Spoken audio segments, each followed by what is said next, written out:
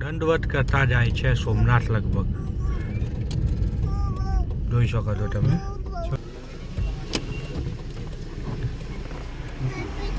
ક્યાં જાઓ છો? ક્યાં જાઓ છો? सोमनाथ। क्या थी आओ? मध्य प्रदेश। कब निकले थे?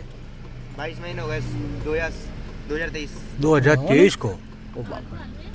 एक मिनट भैया, एक मिनट रुको।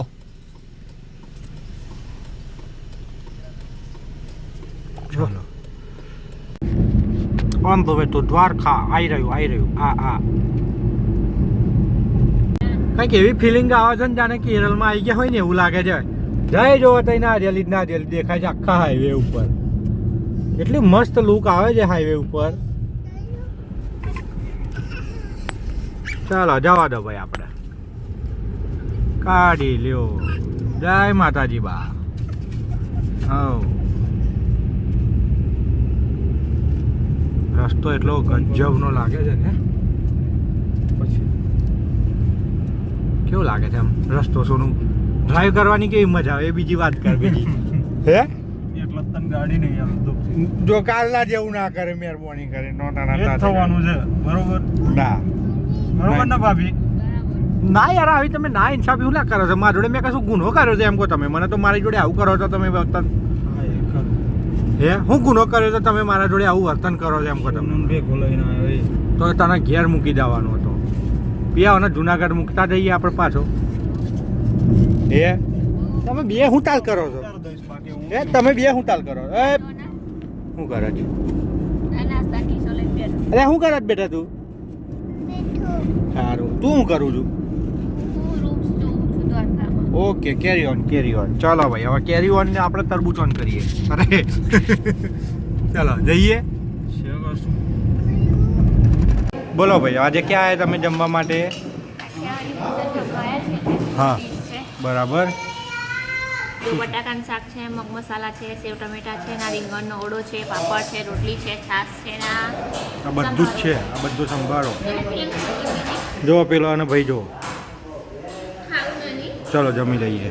અહીંયા નીકળી ગયા છે, હવે અમે જઈ રહ્યા છીએ કયો બીચ?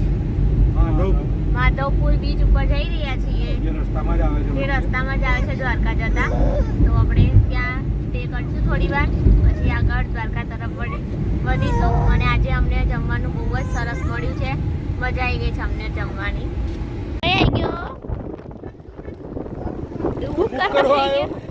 આવી ગયા છે આપણે માધવપુર બીચ, જે રોડની એકદમ નજીક છે। આ મેઇન હાઈવે છે, આ હાઈવે છે અને આ બીચ છે। ચલો આને તો લોક હોય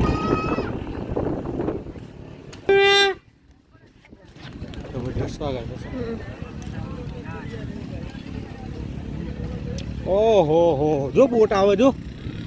હા ઓહો હો, કેટલી બધી બોટ છે તો ખરેખર। લો વિડિયો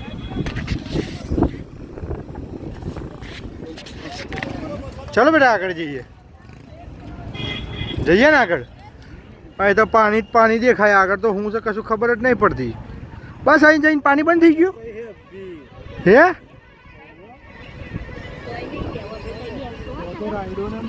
કઈ બેહવું? શિવરાજપુર? અહીંયા જો મોજા આવે ભાઈ। જતા જતા અમને એક અતિ પ્રાચીન પગલાં મળ્યા, જુઓ, જોઈ શકો છો, દેખાય? જુઓ શાના પગલાં છે ભાઈ? આપણે રિસર્ચ કરવું પડશે આ શાના પગલાં છે। જો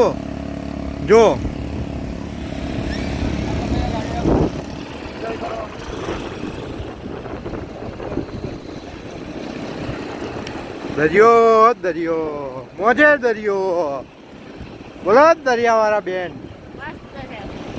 શું મસ્ત છે, એમને મસ્ત છે। હા હા, જો પાણી આવ્યું, જો અહીં રામ લખ લે, અહીં લખ રામ, આગળ આવે પાણી નહીં આવતું। અહીંયા મોજા બહુ પેલા જબરજસ્ત છે હો પેલા કરતા। બસ હું નહીં જોઉં તો મારા જોડે પાણી નહીં આવે એક પાણીની।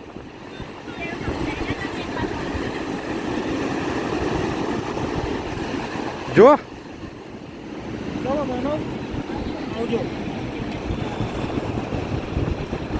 ચલો હવે અહીંયા થોડોક અમે મજા લઈ લઈએ. હા જો ભાઈ ફોટો પડાવવા જતા રહ્યા અને આવાઈ જવા. હા જો આ ભાઈ જવા શાંત ઉભા રહ્યા આજ તો તન પલાડી હવે એ તો પલળવાનું જ હતું. જો આવ્યું માનું આવ્યું. જો જો હે કેવી મજા લે છે. ચાલો હવે જઈએ.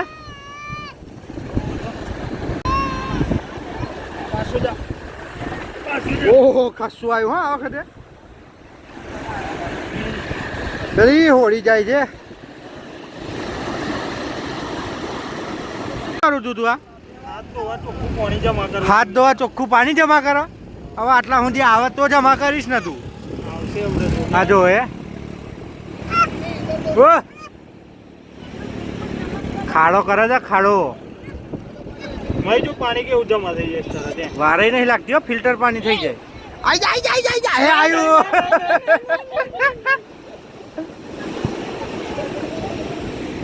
હવે લાગતું નહીં હો આવે એમ સોનું આવશે. આપણે બહુ દૂર છીએ પણ હા ભાઈ. કમને બોલ પડી એ આવું થયું આવ્યું. આવું નહીં અલે ઓ ભાઈ કાઢ. હાય આ જો પગની હાલત હે આવું યાર સોનું. આવું ખરેખર માલી મજા આવી હઈ.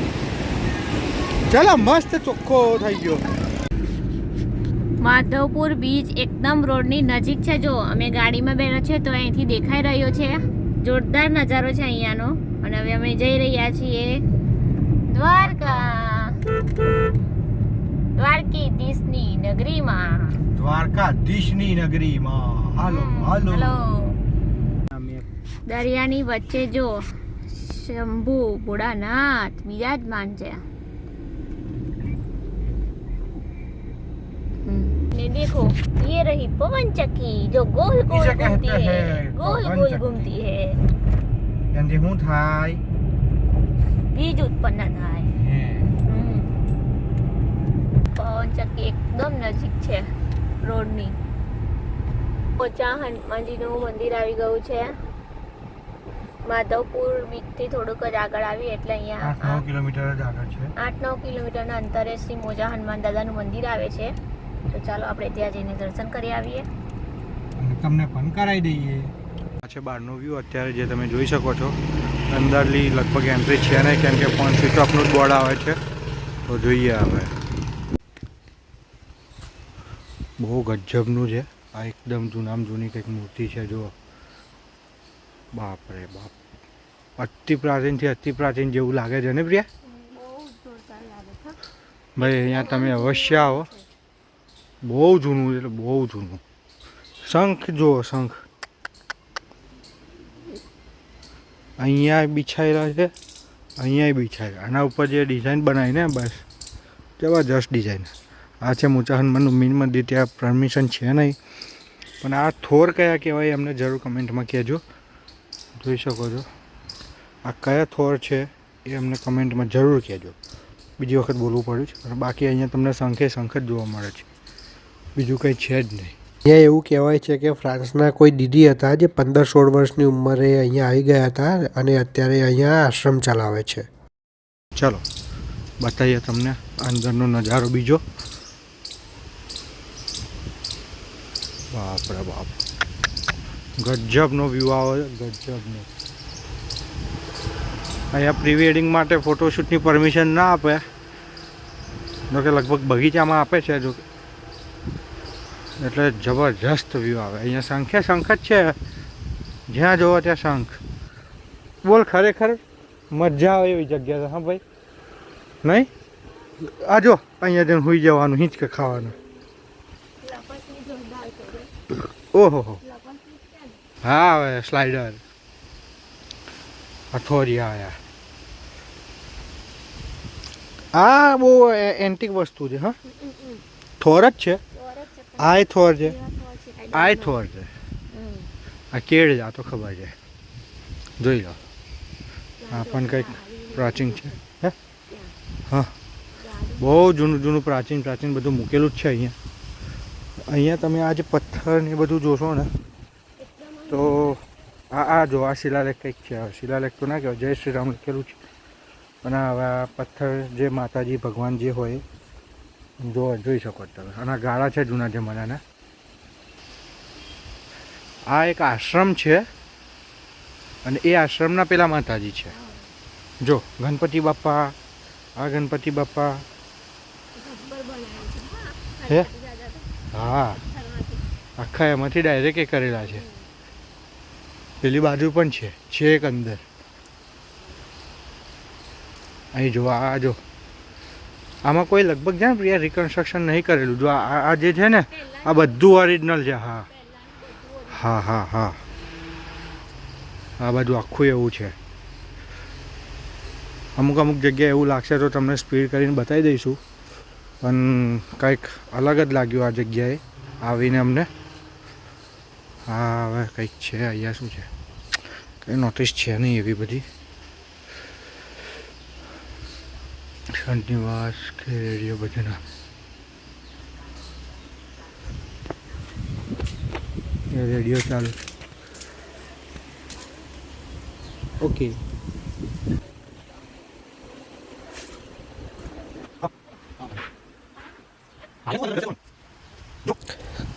આ જે ભૂલભુલૈયા દેખાય છે એવી માહિતી મળી છે કે આની અંદર સ્ટાર્ટિંગથી લઈને સેન્ટર પોઈન્ટ સુધી જો અંદર ચાલીએ ને તો કમરમાં અને પગનો જે દુખાવો હોય એ મટી જાય છે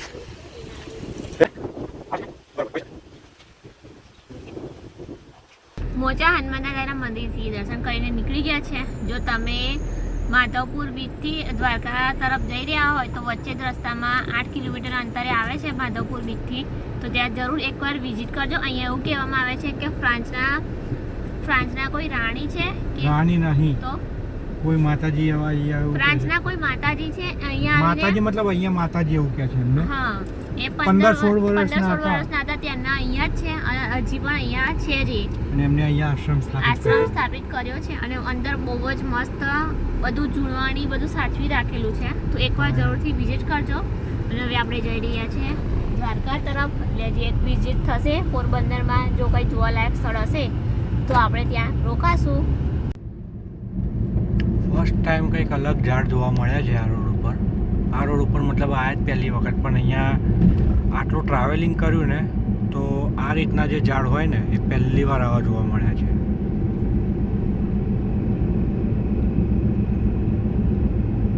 એટલું મસ્ત વ્યૂ આવે છે જાણે એક ટાઈપની આમ ગુફામાં ઘૂસ્યા હોય ને એવું લાગે છે અહીંયાથી તો જો આગળ રસ્તો આપણે નીકળે છે ને તો બહુ મસ્ત જબરજસ્ત લુક આવ્યો છે આ વસ્તુનો રિયાલિટી અને વિડીયોમાં જોવામાં છે ને આપ જમીનનો ફરક પડે છે અમે અમારા રિયલ વ્યૂ પ્રમાણે તમને અનુભવ કહીએ છીએ એટલે જોજો આવી ગયા છે આપણે શ્રી સુદામાપુરી યાત્રાધામ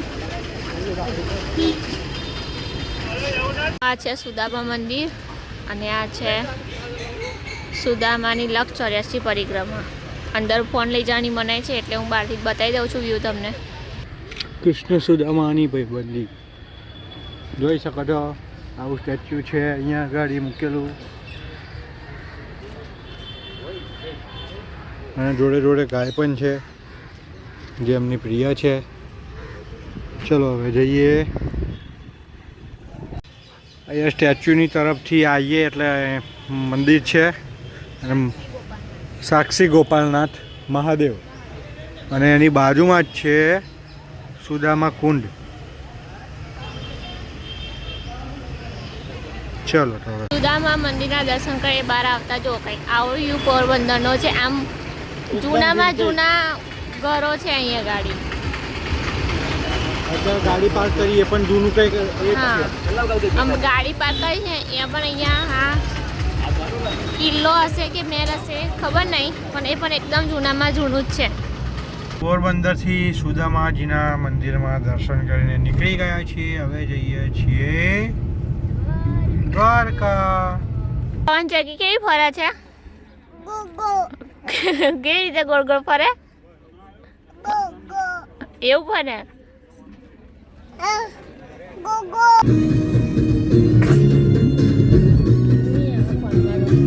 તમને મંદિર દેખાઈ રહ્યું હશે આઈ થિંક વિડીયોમાં. ગાડીના માથાની ઉપર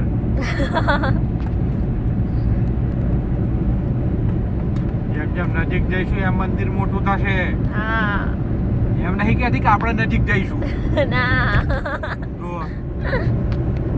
ચલો તો જઈએ આપણે દ્વારકા નગરીમાં. 2 કિલોમીટરનું બોર્ડ આવી ગયું છે. હા 2 કિલોમીટરના અંતર ઉપર છીએ આપણે. માનું ગાને રણ છોડ રંગીલા રંગીલા રણ છોડ રંગીલા ગાને ગીત.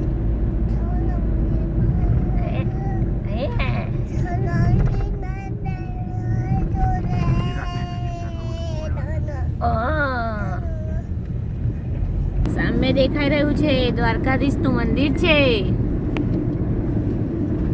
હવે નહીં દેખાય. હવે નહીં દેખાય. દેખાયું દેખાયું. દેખાય એટલે હમ. હા. ચલો આ છે મેઇન ગેટ જે મંદિર તરફ જાય છે. અહીંયા પાર્કિંગ છે.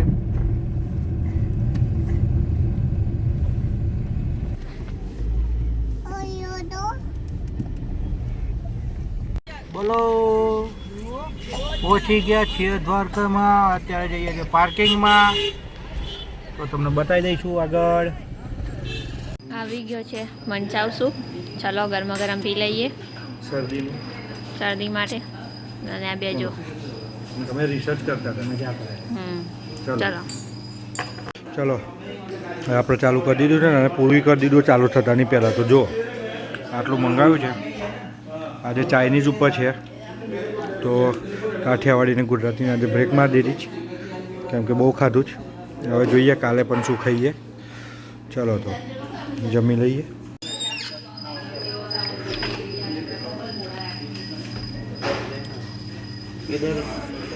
ચલો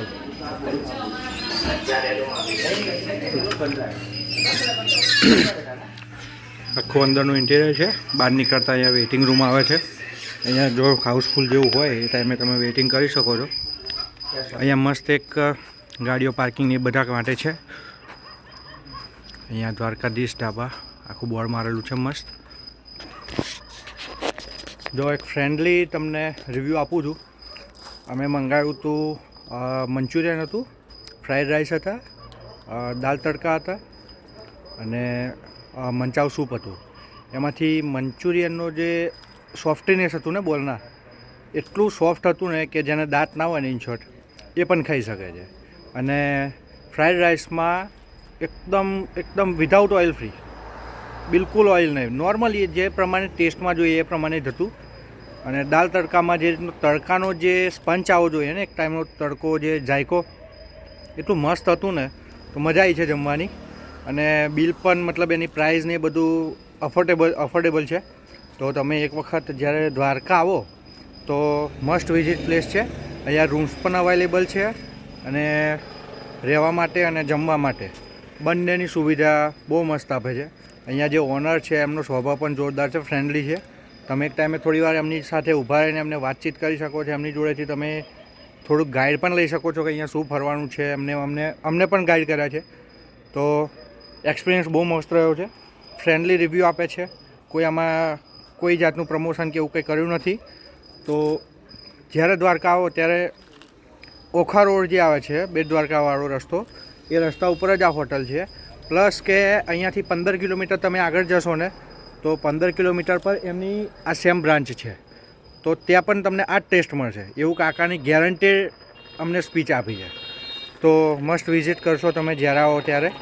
ચલો તો હવે આપણે જઈએ ઘર તરફ. આજનો વિડીયો આપણે એ જ એન્ડ કરીએ છીએ. દ્વારકાધીશના દર્શન તમને નેક્સ્ટ વ્લોગમાં કરાવીશું, કેમ કે આપણે પહોંચ્યા છીએ લેટ, તો દર્શન કરવામાં પણ લેટ થઈ જાય એવું હતું.